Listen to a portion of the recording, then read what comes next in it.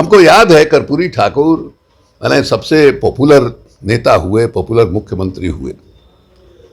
उनके यहाँ जनता के बीच में घिरे रहते थे, नाट्य कद के आदमी हैं, अगर आप जाइए तो भीड़ में पता नहीं चलता था कि कर्पूरी जी कहाँ हैं। हमको याद है एक बार हमारे यहाँ एस.एम. जोशी जी ठहरे थे और कर्पूरी जी उनसे मिलने के लिए आने वाले थे, हमारे ही घर पर जोशी जी ठहरे थे। हम लोग उस समय एमएलए फ्लैट के पास ही रहते थे। तो हम गए कर्पूरी जी को कहने के लिए, वो हमको कहे भाई देखो देर हो रही है हमको निकलने में, तो भीड़ में फंसे हुए हैं। तो ये एक तारीफ की भी बात है कि भाई इतने आप पॉपुलर हैं, लेकिन दूसरे तरफ आप चीफ मिनिस्टर हैं, इतने लोग आपके पास आ रहे हैं अपने काम के लिए, इसका मतलब है कि आपका पदाधिकारी काम नहीं कर रहा है, तब आपके यहाँ भीड़ लग रही है। मान लीजिए बीडीओ जो है काम है, अगर बीडीओ अपने लेवल पर काम कर दे तो एसडीओ के यहाँ भीड़ क्यों लगेगी? उसी तरह से एसडीओ अगर अपना काम कर दे तो कलेक्टर के यहाँ लोग क्यों जाएंगे? कलेक्टर जो है अपना काम कर दे तो मंत्री के यहाँ क्यों आएंगे? तो ये कभी पूछा जाता है कि भाई ये काम जो एसडीओ को के लेवल पर हो जाना था या बीडीओ के लेवल पर हो जाना था क्यों नहीं हुआ?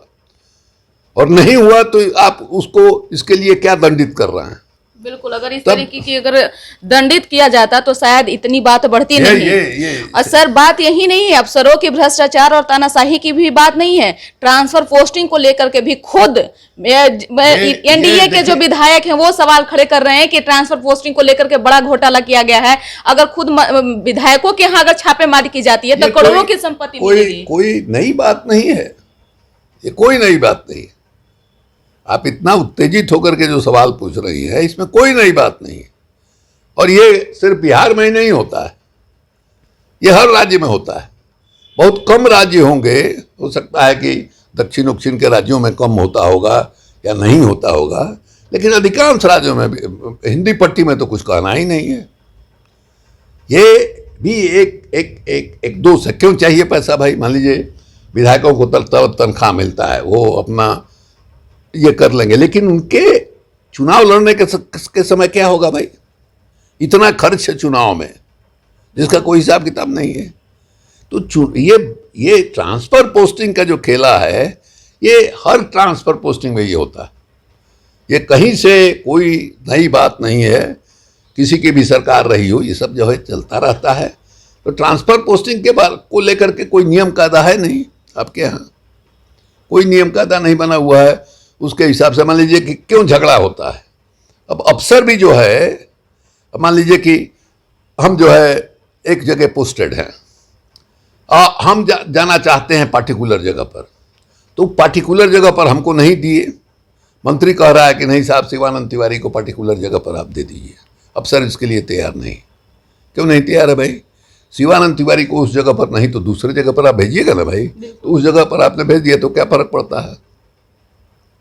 तो झंझट इसी में हो जाता है। डिपार्टमेंट का जो मूल काम है किसी भी विभाग का, वो मूल काम जो है अफसर और मंत्री के टकराव में खत्म हो जाता है। मंत्रियों में भी दिक्कत होती है, मैं नहीं कह रहे हैं कि सारे मंत्री जो हैं, बहुत मंत्रियों में भी दिक्कत होती है, समझ में नहीं आता है, कॉमन सेंस की कमी है।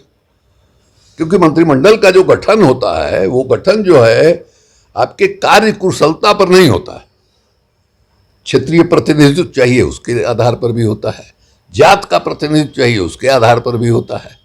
इसलिए मैंने दिक्कत होती है कि मान लीजिए जो पॉलिटिकल वर्कर जो है चुनाव जीत करके मंत्री बना, और जहां उसका वीडियो बात नहीं सुनता था, जहां कलेक्टर उसको मिलने का समय नहीं देता था, वहां वो मंत्री बन गया। मंत्री बन गया तो उसको लगता है कि बाप रे बाप कितना बड़ा साहब है।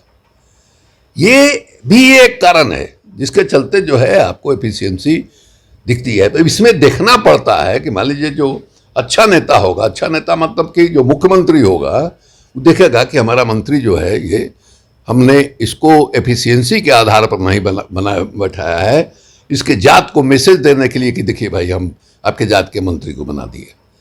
तो आपको देखना पड़ेगा वहाँ ऐसे पदाधिकारी को आप दीजिए जो उसकी सहायता कर सके, उसकी मदद कर सके, और मुख्यमंत्री खुद देखे कि हाँ भाई उस ठीक ठाक से नहीं हो रहा है। ये सारी चीज़ें हैं, लेकिन अब यहाँ मुख्यमंत्री से ही कोई मिलना चाहे, मंत्री मिलना चाहे, जल्दी नहीं मिल सकता है।